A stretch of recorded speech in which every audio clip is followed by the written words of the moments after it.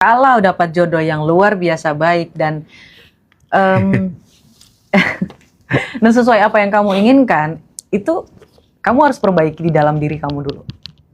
Karena energi itu mengeluarkan frekuensi. Frekuensi ini yang sama akan saling tarik-menarik. Dari siapapun yang ada di sekitaran kamu sekarang adalah pancaran dari energi yang kamu keluarkan di dalam tubuh kamu, dari dalam tubuh kamu, kayak gitu.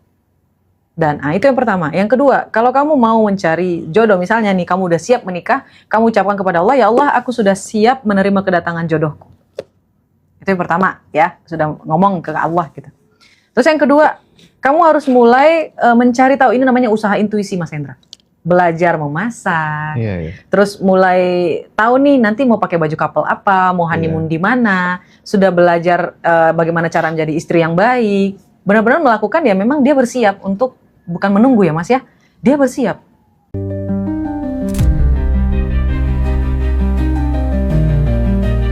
Enlightenment seorang Nabi Muhammad ini kaitannya ternyata sama kemanusiaan gitu.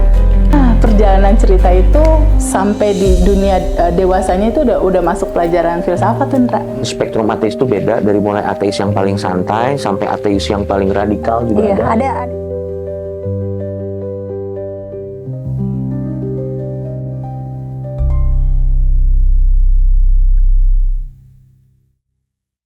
Mbak Roma, kalau kita cinta cowok, tapi ngerasa jadi mesin ATM, gimana cara mengikhlaskan uang yang sudah lepas? Itu satu.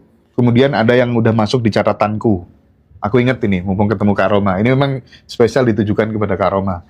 Kak Roma, kalau misalnya aku ini adalah seorang istri yang punya suami, tapi suamiku itu suka sesama jenis, aku harus bagaimana?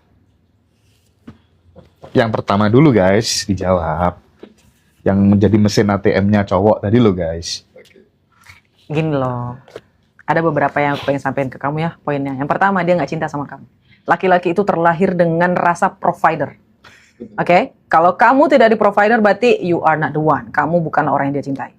Laki-laki itu akan menjadi seorang provider ketika memang kamu adalah orangnya. Jadi ciri-cirinya kalau kamu ketemu sama laki-laki di masa depan, kalau dia tidak menjadi orang yang provider sama kamu, berarti bukan kamu orangnya. Itu aku banget kali.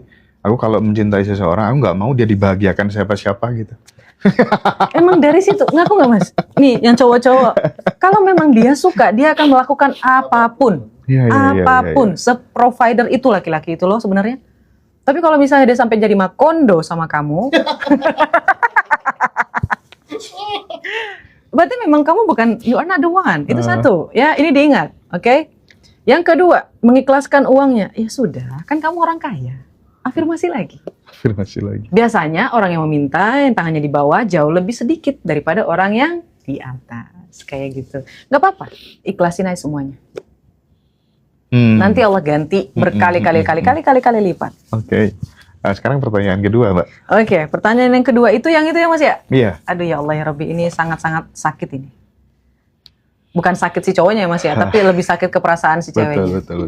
Pertama kayak gini ya Mas ya, saya ngeliat point of view-nya kedua-duanya ya Mas. Pertama, ketika laki-laki ini menikah mungkin ada dua hal yang menjadi opsi. Pertama, memang dia ingin berubah Mas. Dia ingin berubah sebenarnya. Tapi dia goyah. Tidak mampu. Ini cobaan luar biasa Mas. Apalagi laki-laki itu lahir dengan kebutuhan seksual lebih tinggi daripada seorang wanita. Di dalam otak laki-laki itu, kebutuhan seksual itu bisa dibilang 30% lebih banyak daripada perempuan. Itulah kenapa laki-laki yang sangat-sangat ambisius, kalau di dalam ilmu pengetahuan ya Mas ya, dia menggunakan porsi dari jatah keinginan seksualitas dia ke ambisiusnya. Itu menjadi luar biasa Mas. Itu ada di ilmu Napoleon Hill, buku Napoleon Hill. Gunain sex drive itu untuk menjadi membakar ambisi kita. Kayak gitu. Dan si cowok yang ini, dia tidak bisa. Dia kalah sama porsi sex drive-nya dia. Dan kalahnya dia kenapa? Karena dia tidak bisa mendapatkan kepuasan dari seorang wanita. Kan itu ujian dia Mas. Dan dia kalah di situ. Dan yang nomor dua adalah memang dia hanya ingin melakukan lavender marriage. Tapi salahnya si cowok ini dia tidak mengatakan open kepada si cewek kalau dia melakukan pernikahan adalah lavender marriage. Kayak gitu. Nah, untuk apa yang bisa dilakukan sama si cewek ini, alhamdulillah kamu sudah tahu. Ya udah, ikhlasin aja. Kita nggak bisa ngelakuin apapun. Doain aja. Iya Mas. Jadi doain aja yang terbaik buat dia. Nggak bisa dipertahanin kan kayak gitu. Aku nggak mau bilang itu penyakit ya Mas Hendra ya. Itu cobaan. Itu cobaan dari Allah Subhanahu Wa Taala. Dia mau lulus apa enggak? Kalau misalnya memang si mbaknya nggak mau bertahan, nggak masalah. Sebutin aja sama Allah, ya Rabbiku, aku menyerah, aku minta maaf, aku tidak bisa bertahan menemani hambamu ini untuk berubah menjadi lebih baik. Aku berharap yang kebaikan yang luar biasa terjadi di dalam hidupnya. Tapi kumohon padamu ya Allah, pertemukan aku dengan laki-laki yang memang mencintaiku, lahir dan batin. Kayak gitu sih Mas. Nggak ada yang bisa diinin lagi. Iya. Aduh, aku juga Mau mewakili prihatin. Iya, nggak usah marah, nggak usah ini, ya udah biarin aja. Dari Kak Kori sekarang. Ini bagus. Afirmasi untuk dapat jodoh terbaik dan rumah tangga yang rukun, saling menerima, bagaimana Kak Roma? Kalau mau buat afirmasi dapat jodoh, aku masih bisa ngasih saran. Tapi kalau dapat jodoh yang luar biasa baik dan dan sesuai apa yang kamu inginkan, itu kamu harus perbaiki di dalam diri kamu dulu. Karena energi itu mengeluarkan frekuensi. Frekuensi ini yang sama akan saling tarik-menarik. Dari siapapun yang ada di sekitaran kamu sekarang adalah pancaran dari energi yang kamu keluarkan di dalam tubuh kamu, dari dalam tubuh kamu, kayak gitu. Dan itu yang pertama. Yang kedua, kalau kamu mau mencari jodoh, misalnya nih kamu udah siap menikah, kamu ucapkan kepada Allah, ya Allah, aku sudah siap menerima kedatangan jodohku.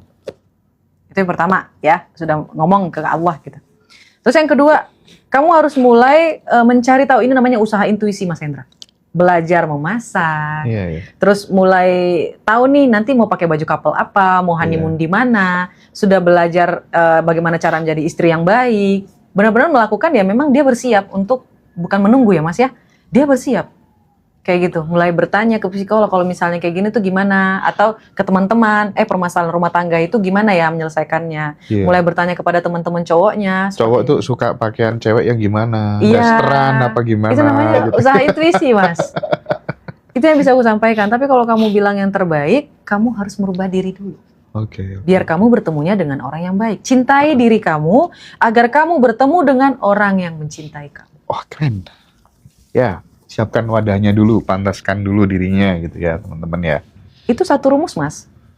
Orang yang tidak mencintai dirinya, ya Mas ya, yang tidak menghargai dirinya, akan datang orang-orang yang tadi kayak Makondo tadi. Serius, dia tidak mencintai dirinya sendiri. Misal nih, ya Mas ya, alhamdulillah aku nggak pernah ketemu sama Makondo Mas. Alhamdulillah belum pernah ketemu sama Makondo. Padahal aku tomboy loh Mas. Kalau bisa dilihat aku nggak terlalu gemulai gitu Mas. Tapi kalau misalnya selama ini aku bertemu dengan laki-laki, semuanya laki-lakinya itu provider semua. Oke. Karena aku nggak mau gitu Mas. Kalau kamu cinta sama aku, ya buktikan.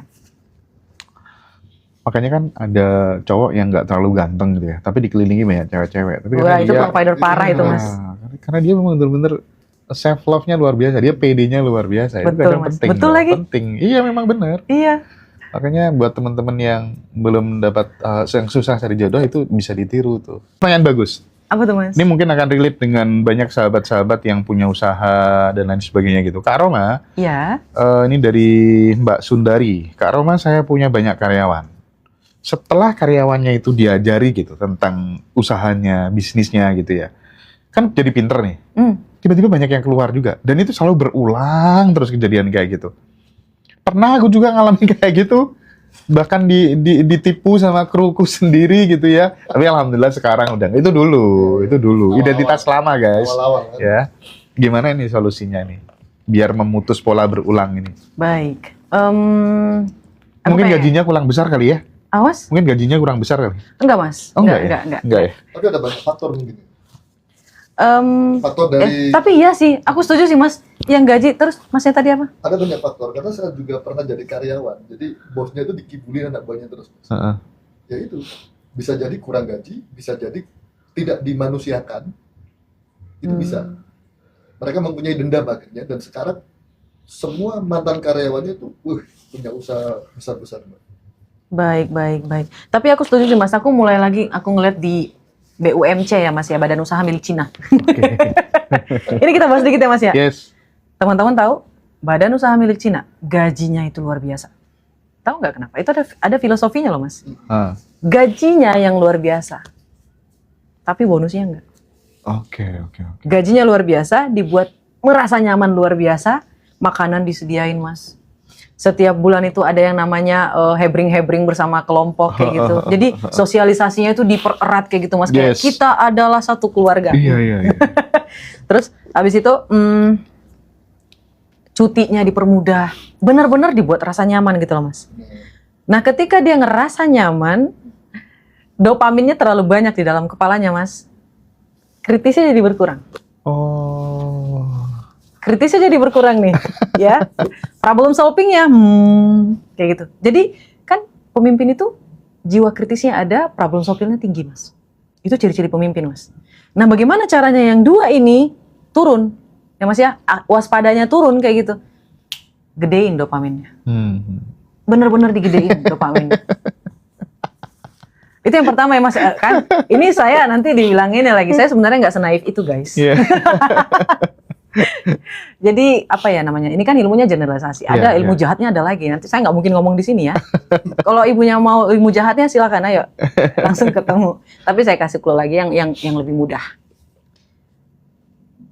Cara untuk membuat itu pembelajaran bisnisnya itu apapun lah itu pembelajaran membuat sesuatu itu, ya ibu ya. Kalau boleh itu dibedah. Ibu atau bapak terserah. Itu dibedah. Dibedahnya seperti apa Kak Roma? Dia tuh harus dikategorikan. Tempat si A buat sampul C.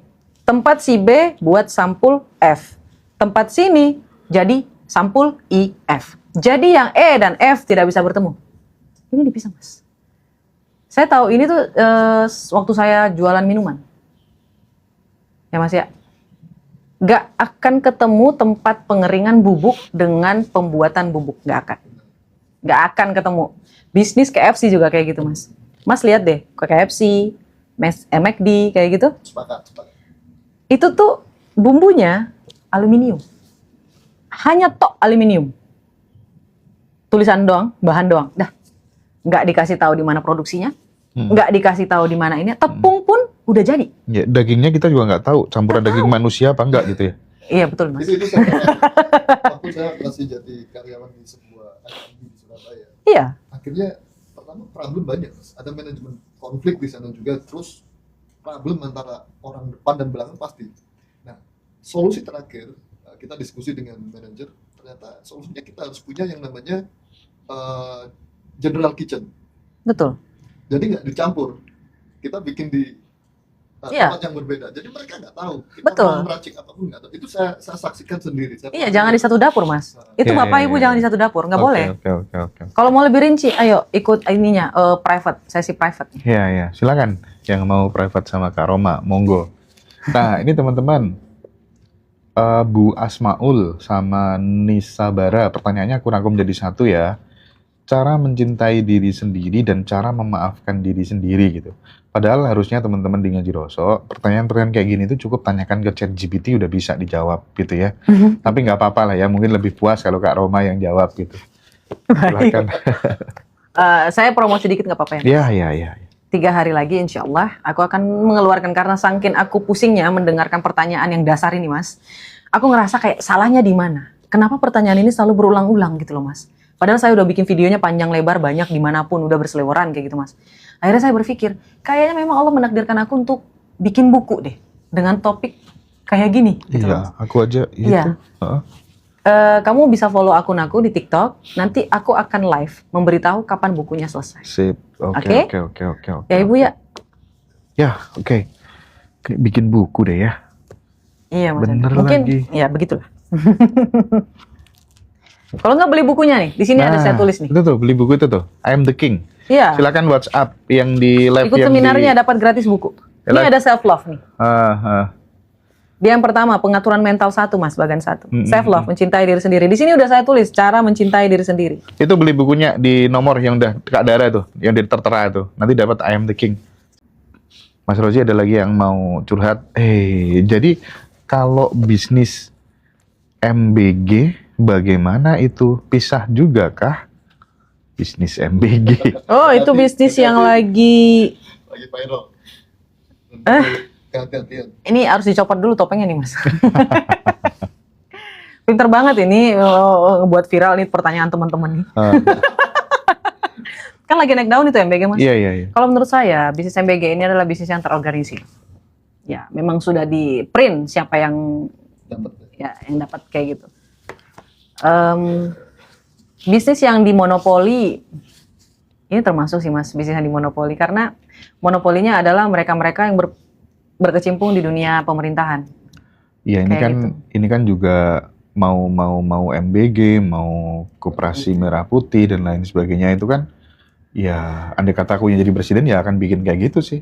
Iya kan, Karena itu menguntungkan, akan Mas. berkaitan dengan 2029 secara grassroots gitu kan. Sangat menguntungkan. Iya, itu kan Siapa bisa yang ada- itu kan bisa menyandra setiap kepala desa juga gitu ya. Itu bagian strategi nanti. Iya sih. Itu bagus sih. Gak ada diskon, ada nanti kita kasih diskon buat khusus temen-temen yang member YouTube Ngaji Roso. Sudah, pokoknya kamu beli kelas-kelas apa nanti aku kasih khusus ya dari saya, tenang aja. Jadi tapi tunjukin kalau dirimu udah member YouTube Ngaji Roso, itu apresiasi buat keluarga sendiri, gitu Wes, ya Masya teman-teman Allah, ya. tabarakallah. Nggak apa-apa, aku jadi pengen ini aja sih, biar teman-teman merasa kayak dihargai gitu ya. Karena aku melihat ya Allah, teman-teman Ngaji Roso itu luar biasa karomah. Aku kayak menemukan keberlimpahan dalam bentuk lain gitu ya. Masya Ketemu Allah, banyak tabarakallah. saudara, apalagi pas acara-acara offline kayak gitu tuh. Aduh, ternyata Rasanya beda. ini berlimpah tuh nggak hanya soal uang gitu. Iya, Baru betul. sadar aku, ya. Baru sadar gitu. Jadi kita mendapatkan teman yang perhatian, ngingetin kita. Pada saat aku kesini dia datang. Aduh ya Allah tuh kayak Mana-mana sesuatu ada banget saudara. gitu ya. Mana-mana ada saudara gitu. Thank you ya teman-teman semuanya ya. Aku mau belajar jadi clipper beneran. Oke, nanti WA Mas Habib ya. Nanti videonya Karoma jadiin clipper, ada Teh Febi jadiin clipper. Pokoknya diajarin nanti. Gabung di grupnya Mas Habib. Mas Habib udah bikin grup. Dan buat sahabat yang pengen ikut saluran WhatsApp Ngaji Roso, silakan juga. Nanti bisa kontak Mas Habib. Atau chat nomor admin. Nanti biar tahu kapan ada live dan lain sebagainya gitu ya. Dan info-info penting nanti di saluran WhatsApp-nya Ngaji Roso. Pokoknya kita pengen menjembatani teman-teman semuanya lah ya, biar jadi lebih baik. Ada lagi nggak, Bi? Rozi, apa mungkin yang perlu ditanyakan tentang Kak Roma itu? Kan kamu, enak banget ya. Semua orang ngomong ya, Kak Roma tuh sekolahnya di mana ya? Sekolah Iya, public banyak- speakingnya gitu Banyak ya. yang nanya karena suggest-nya itu kena banget gitu loh, Mas. Oh, Masya Allah. Alhamdulillah. Serius banyak teman-teman yang nanyain, baik dari komen-komen di Ngaji Roso, bahkan di pas kapan kita ketemu teman-teman di Surabaya, di Jawa Timur tuh banyak yang nanya. Dan Baik. nanyain kapan ke Surabaya gitu. Iya, Bikin Mas. kelas. Banyak yang nanya nih. Dari Surabaya, apalagi dari Bandung apalagi. Berarti Jadi kita offline nanti muter ya. boleh. Muter ya. Roso. Saya bahagia untuk diajak berkembang. Yes. Jadi buat teman-teman, saya pengen bilang, sebelum saya menjadi Roma yang bisa public speaking, saya adalah orang yang paling dihinakan dulu sama dosen saya sendiri. Oh iya? Ya, Kenapa nasibmu sama dengan nasibku? Masya Allah. Boleh ceritain. Aku boleh cerita, Mas? Boleh. Izin ya, Mas ya. Heeh. Jadi kala itu aku menjadi ketua pameran karena jurusan aku adalah jurusan seni rupa. Heeh. Sebelum kita lulus, kita harus mengadakan yang namanya pameran. Iya. Saking aku sukanya sama uang, aku membawakan tentang apa itu menabung, kayak gitu loh, Mas. Ada tuh animasinya. Jadi bisa dibilang sebenarnya ya begitulah, ya nggak usah di skip aja. Terus kala itu saya membawakan apa sih namanya prakata di depan para dosen gitu loh, Mas. Nah karena semuanya saya yang handle, saya sampai lupa minta sama sekretaris untuk membuat itu. Membuat prakata kayak gitu loh, Mas. Iya. Harusnya kan memang saya ya, Mas ya. Cuman karena memang semua saya yang handle kayak kala itu, saya sampai lupa. Kalau saya harus membuat prakata untuk para dosen. Jadilah saya ngangengong, Mas. Oh iya. Saya nggak mampu untuk ngomong. Saya gelagapan. Sampai ketika selesai dalam acara itu, dosen ini datang kayak gini. Ngomong dengan sinis ya, Mas ya. Kamu itu gimana sih? Gak ada persiapan. Bikin malu aja. Gitu, Mas. Terus saya berpikir dalam hati, lihat aja ya nanti aku bakalan jadi orang dengan public speaking yang luar biasa. Tunggu. Iya benar juga ya. Itu malu banget loh, Mas. Mm-mm. Banyak loh orang yang denger, Mas. Iya. Malunya itu bukan karena apa, kayak malu aku nggak bisa bertanggung jawab gitu loh Mas. Kenapa pada saat perpisahan dia ngomong kayak gitu Mas? Dan ini adalah orang yang sama ketika saya pengen belajar sesuatu. Jadi kayak saya udah bilang sama dia Mas, terserah lah. Ini juga dosen saya ini termasuk ketua, salah satu ketua di Wonderful Indonesia. Oh, luar biasa memang dosen saya ini. Ini orang hebat nih dosen saya ini. Nonton jangan-jangan. Ya, nggak apa-apa. Halo Ibu. Jadi, jadi Ibu ini, saya udah bilang, Ibu saya tertarik sekali sama pewarna alam. Tertarik banget Mas. Saya punya pengetahuan tentang pewarnaan alam, alami kayak gitu. Dan mudah-mudahan suatu hari nanti bisa terwujudkan kayak gitu Mas. Karena ada juga kan permainan energi dalam baju. Itu dalam banget loh Mas. Oh, iya. Ada Mas. Bahkan setiap video saya yang viral itu adalah baju dengan bahan. Iya deh kayaknya. Ini nih. Ini apa satu lagi tuh? Nantilah saya ngomongin. Nanti aja saya sampaikan di Najwa Rosa selanjutnya kalau saya diundang. Tentang baju. Ngomong-ngomong baju, kita punya kaos baru katun. Ya. Beli, Bagus ya teman-teman ya. Bagus. Tapi ngomong-ngomong soal tadi ya diremehin sama dosen ya. Kedua kali tuh Mas. Aku dulu satu kelas ini. Bayar kuliah telat terus. Aduh, malu banget itu. Tiap di kelas tanya terus nggak sudah kayak orang paling pinter sendiri gitu kan. Waduh, malu Pak. Malu terus kemudian iya dia kan. Habis kalau orang Jawa tuh disosotno gitu. Didoakan jelek gitu. Oh tiba-tiba langsung kena jantung gitu ya. Jarak berapa hari gitu ya. Tapi nggak sampai mati sih. Nggak sampai mati. Tapi dari situ kemudian aku lihat ya. Kamu ngeremehin aku kayak gini ya. Aku tuh kan di kampus dikenal sebagai orang yang paling membangkang sama rektorat ya. Membangkang sama rektorat ya. Jadi pokoknya tuh kebijakan rektorat yang kita tentang terus gitu kan. Ya, suka demo dan lain sebagainya gitu. Tapi suatu hari aku bilang, nanti yang sambutan wisuda gak ada mahasiswa lainnya dipilih. Pasti aku yang dipilih gitu. Padahal logikanya kan gak mungkin dong. Aku orang yang mengkritisi rektorat terus-menerus gitu kan, memalukan nama rektorat terus-menerus, terus aku bisa sambutan bagaimana gitu kan. Suatu hari ada seorang guru, Mas bisa nggak bantu ini, lomba ini, biar nanti juara gitu. Itu dosen, tapi dia ngajar juga.